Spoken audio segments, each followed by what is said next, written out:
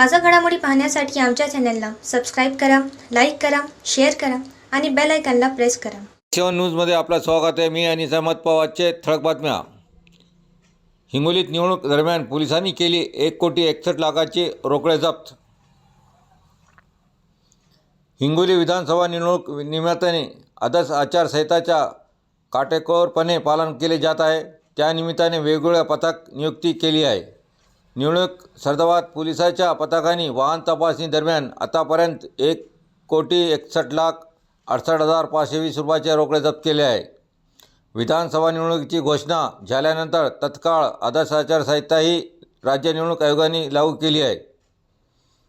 त्यामुळे या आचारसंहिताचे काटेकोरपणे पालन करण्याकरिता जिल्हा निवडणूक निर्णय अधिकारी तथा जिल्हाधिकारी अभिनय गोयल यांनी अनेक पथकाची नियुक्ती केली आहे. पथकांना दिलेल्या सूचनांचा कठोरपणे वाजवण्याकरिता जिल्हा पोलीस अधीक्षक श्री किसन कोकाटे यांनी देखील जिल्ह्यातील सर्व पोलीस ठाण्याच्या अधिकाऱ्यांना दिलेल्या इतर जिल्ह्यातून येणाऱ्या वाहन तपासणीसाठी जिल्ह्याच्या हद्दीवर चेक पोस्ट लावण्यात आले आहे.